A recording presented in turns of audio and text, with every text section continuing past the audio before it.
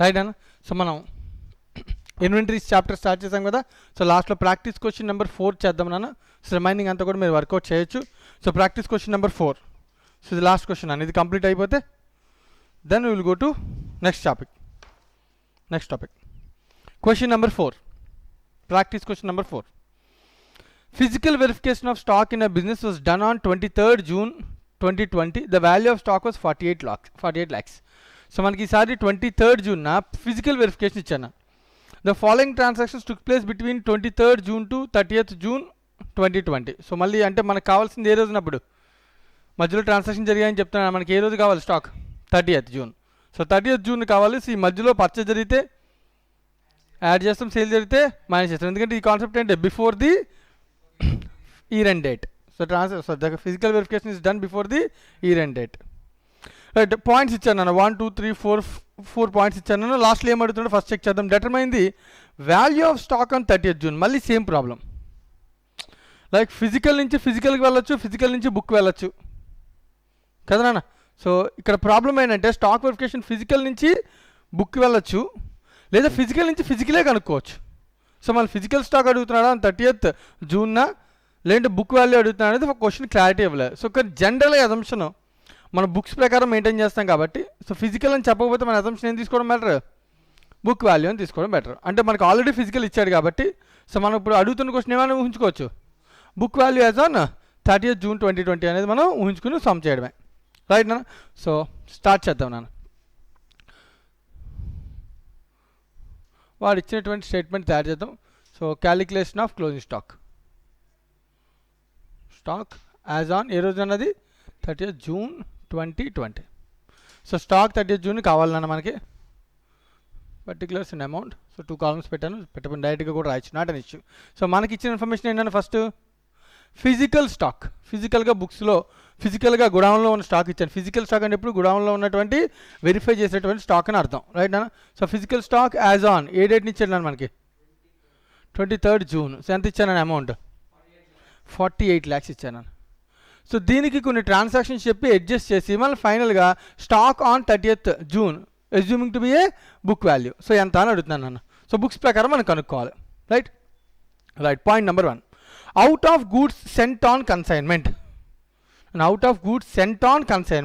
అంటే దాని అర్థం కన్సైన్మెంట్ ఆల్రెడీ జరిగిపోయిందా, ఇప్పుడు జరగాల?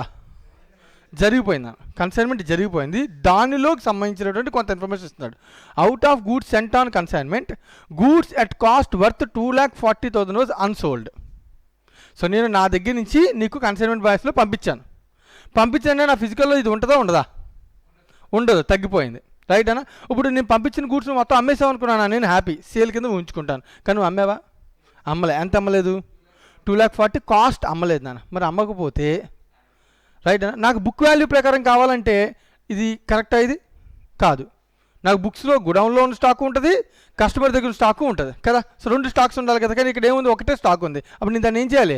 యాడ్ చేయాలి. మీనింగ్ అర్థమవుతుంది కదా మా? ఓకేనా? అడ్జస్ట్మెంట్స్లో first one, goods sent on consignment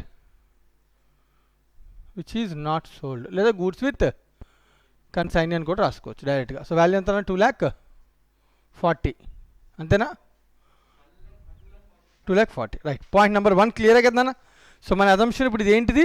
books ప్రకారం. ఒకవేళ ఇదే సమ్ బుక్స్ కాదు అనుకుంటే ఆన్సర్, నాకు ఫిజికల్ టు ఫిజికలే కావాలంటే అప్పుడు దీని అసలు అడ్జస్ట్మెంట్ చేయాల్సిన అవసరమే లేదు. మా మీనింగ్ అర్థమవుతుందా? సో క్వశ్చన్ ఎలాగో అడగచ్చు కదా, అడగకూడదని రూల్ ఏం లేదు కదా. సో ఇక్కడ అజంప్షన్ అంటే బుక్ వాల్యూ కనుక్కోమన్నాడు. ఎందుకంటే మనం బుక్స్లోనే ప్రిపేర్ చేస్తాం, బుక్స్ ప్రకారం స్టాక్ అనే బ్యాలెన్స్ షీట్ తీసుకెళ్తాం. సో అది వాల్యూ కావాలి కాబట్టి వాడు అడుగుతున్నాడు. రైట్ నన్. రైట్. నెక్స్ట్ సెకండ్ పాయింట్ నన్ను, purchase of 4 lakhs for made. So purchase చేశాను, మధ్యలో పర్చేజ్ చేశాడు.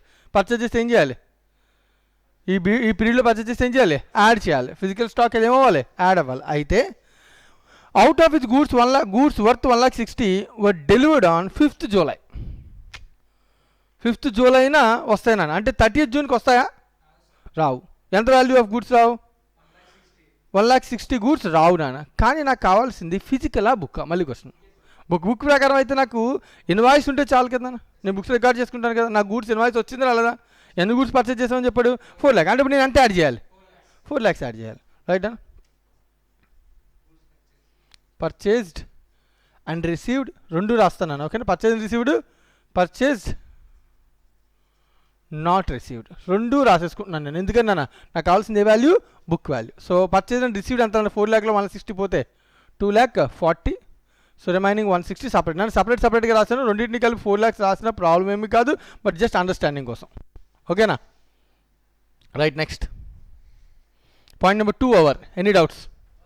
సో రెండు కూడా కాస్ట్ వాల్యూసే కాబట్టి ఇంకే ప్రాఫిట్ మనం మార్జిన్ మైనస్ చేయాల్సిన అవసరం లేదు. రైట్. నెక్స్ట్ పాయింట్ నెంబర్ 3 నాన్న సేల్స్ గురించి మాట్లాడుతున్నాడు ఈసారి. Sales were 13,60,000. Right. So information ఇస్తున్నాను. సేల్స్ అంట 13,60,000 అంట. Right, 13,60,000 which includes goods worth ₹3,20,000 sent on approval basis. So దీనిలో పార్ట్స్ ఉన్నాయండి నాన్న. సో ఒక part sale on approval basis, దీని వాల్యూ ఎంతనా 3,20,000 అంట. ఒక పార్ట్ చెప్తున్నాడు. Right. Next half of these goods are return before 30th June. మళ్ళీ దీనిలో నాన్న హాఫ్ ఏంటన్నా అప్రూవ్డ్, ఇంకో హాఫ్ ఏంటన్నా నాట్ అప్రూవ్డ్. దీని మీనింగ్ అదే కదా రిటర్న్ అంటే.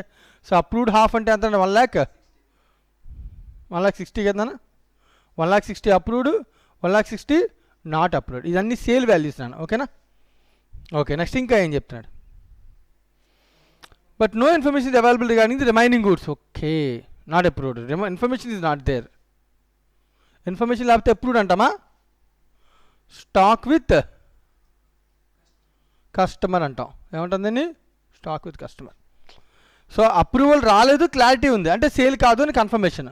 బట్ ఇది మాత్రం ఏంటి, క్లారిటీ లేదు. సో ఇది సేల్ అయి ఉండొచ్చు, స్టాక్ విత్ కస్టమర్. సేల్ అయితే అప్రూవల్ అని చెప్పేవాడు కదా, సో చెప్పలేదంటే దాని అర్థం స్టాక్ విత్ కస్టమర్. ప్రస్తుతానికి పెండింగ్ నాన్న. సో మన దగ్గర లేవు, but it is a stock with customer. సేలు కాదు, అవునని కాదు, రెండు కాదు. రైట్. నెక్స్ట్ సో దీంతో సేల్స్ గురించి అయిపోయిందంటే మరి రిమైనింగ్ సేల్ గురించి ఏమీ చెప్పలేదు.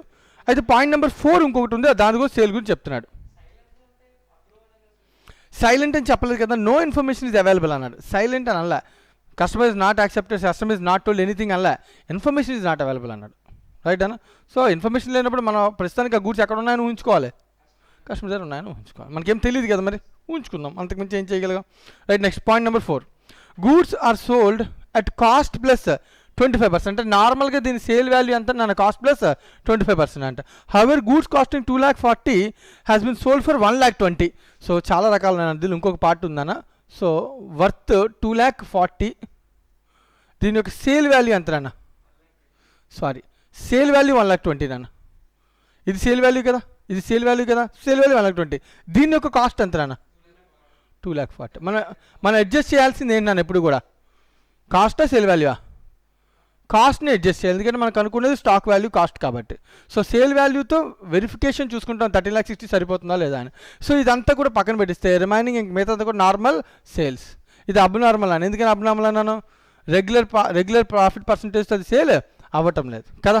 సో 120కి సేల్ చేసాం, బట్ కాస్ట్ 240కి నిజంగా అమ్మితే ఎంత అమ్మాలి, ప్లస్ 25% సేల్ చేసుకుని అమ్మాలి. ప్రాఫిట్ యాడ్ చేసి అమ్మాలి, కానీ అలా అమ్మాడా, లాస్కి అమ్మాడు కదా.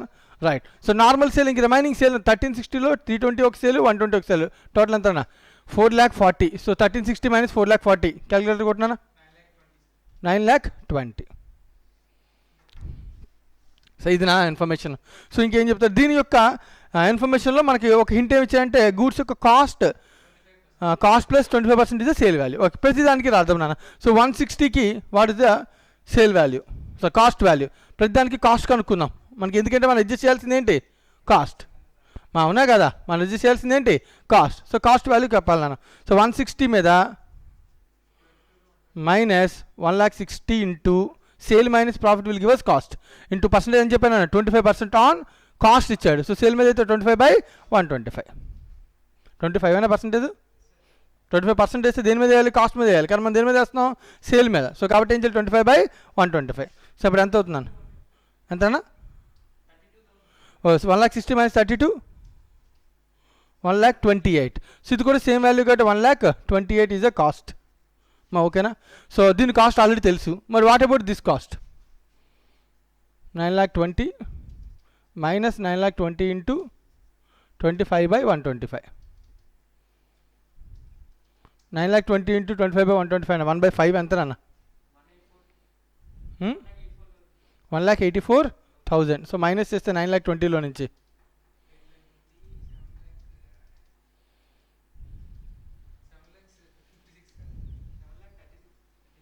7,36,000. 7,36,000. ఓకేనా? Not an issue. రైట్. మొత్తానికి మనం సేల్ ఏంటి, ఏమేమి సేల్ జరిగినాయి, ఎలా జరిగినాయి, నార్మల్ ఏంటి, అబ్నార్మల్ ఏంటి, అప్రూవల్ ఏంటి, దాని యొక్క కాస్ట్ ఏంటి క్లారిటీగా మనం అనాలిసిస్ చేసుకున్నాం. ఇప్పుడు దీన్ని తీసుకొచ్చి దీనిలో అడ్జస్ట్ చేయాలి. ఒక్కొక్క దాని గురించి ఆలోచిద్దాం. రైట్ నాన్న. ఇప్పుడు నా దగ్గర ఈ దీనిలో స్టాక్ వెళ్ళిపోయింది కదా నాన్న, ఇది మధ్యలో జరిగిన సేల్ నాన్న. అంటే ఈ స్టాక్ అంతా ఫస్ట్ ఏమవ్వాలి? సేల్ జరిగితే, మధ్యలో జరిగిన సేల్ కదా ఇదంతా.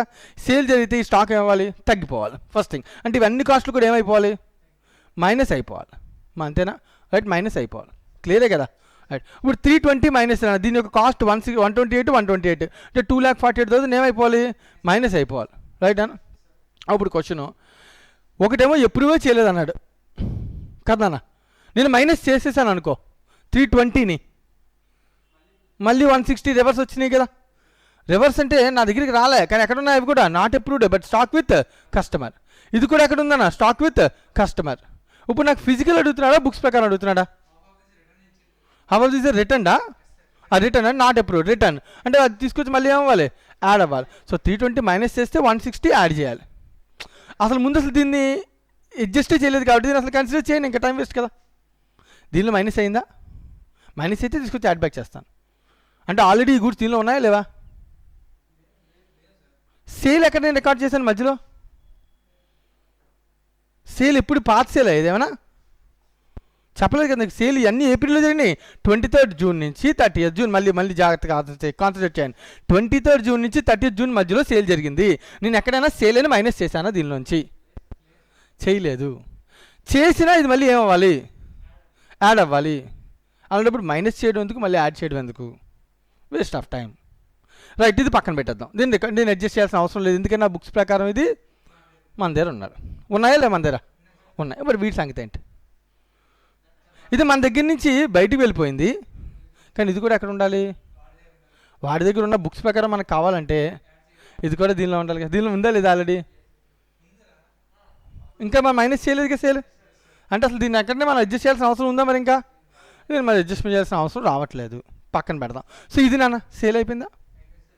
సేల్ అయిపోయింది. మరి కాస్ట్ ఇక్కడ, మరి కాస్ట్ తెలుసు కదా. అప్పుడు నేను దాన్ని ఏం చేయాలి?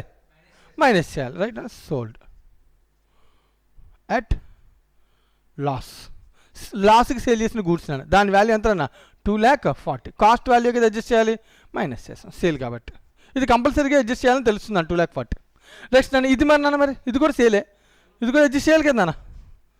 సోల్డ్ అట్ నార్మల్ రేట్స్ అంతే అన్న, 7,36,000. 7,36,000. సో ఒకటి అంతనా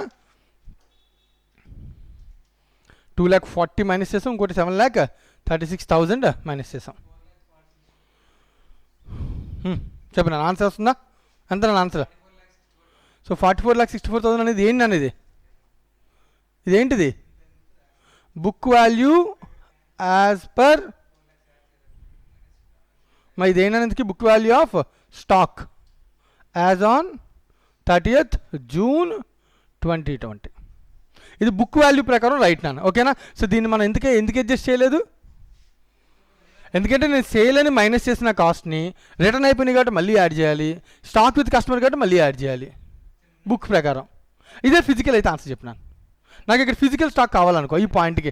సో ఇది ఫస్ట్ ఆఫ్ ఆల్ సేల్ అయింది కాబట్టి మనం మైనస్ చేసాం అనుకుందాం. మనం మొత్తం 128 + 128 ఎంతనా 2,56,000 మైనస్ చేసిన, మైనస్ అంటే బయటికి వెళ్ళిపోయినాయి ఫిజికల్గా కాబట్టి. ఇది నాట్ అప్రూవ్డ్ నాన్న, రిటర్న్ అయిపోయినాయి కాబట్టి మళ్ళీ యాడ్ చేయాలిగా. సో మైనస్ చేస్తే ఇది ప్లస్ చేస్తాం, కానీ ఇది చేయకూడదు. అంటే సింపుల్గా నేనేం చేయాలి? మైనస్ చేయకూడదు, ప్లస్ చేయకూడదు, డైరెక్ట్గా 128ని మైనస్ చేయాలి. సేల్ కదా నాన్న మైనస్ చేయాలి. 128 ఏంటి? సేల్. ఫిజికల్గా నా దగ్గర లేవు కదా నాన్న, అందుకని మైనస్ చేస్తున్నాం. బుక్స్ ప్రకారం కావాలంటే అది నా దగ్గర ఉన్నా, కస్టమర్ దగ్గర ఉన్నా నాదే కదా. సో కాబట్టి దాన్ని అసలు అడ్జస్టే చేయం. మీనింగ్ అర్థమవుతుందా? సో ఈ క్వశ్చన్స్ చాలా ప్రమాదకరమైన క్వశ్చన్స్. ఇక్కడ అడుగుతున్న క్వశ్చన్ ఫిజికలా బుక్ అనే క్లారిటీ చాలా జాగ్రత్తగా ఉండాలి. ఇప్పుడు ఈ సమ్ ఆన్సర్ టెక్స్ట్ బుక్తో మనకి మ్యాచ్ అవ్వచ్చు, అవ్వకపోవచ్చు. మ్యాచ్ అవ్వాలి అంటే మనం అనుకునే అజంప్షన్ ఏంటి? ఇచ్చింది ఫిజికల్ స్టాక్, వాడు ఇచ్చాడు, మనం అనుకుంటుంది బుక్ వాల్యూ. ఒకవేళ టెక్స్ట్ బుక్లో ఆన్సర్ మ్యాచ్ అవ్వలేదు అనుకో, ఒక నిమిషం, టెక్స్ట్ బుక్లో ఆన్సర్ మ్యాచ్ అవ్వలేదు అనుకో, ఏమయ్యే ఛాన్స్ ఉంది? అది మేబీ ఫిజికల్ అడిగే ఛాన్స్ ఉంది. సో మన ఆన్సర్ మన అజంప్షన్ ఏం తీసుకుంటున్నాం? Book value, right. So text బుక్లో ఆన్సర్ ఒకసారి మ్యాచ్ చేసుకుంటే ద ఆన్సర్ ఈజ్ 44,64,000. సో వాడి అజంప్షన్ కూడా ఏంటిది, it is a book value. So is asking about the book value, right. So note చేసుకోండి. ఏమైనా డౌట్ ఉంటే కనుక ఒకసారి ఆలోచించి అడగండి, రైట్.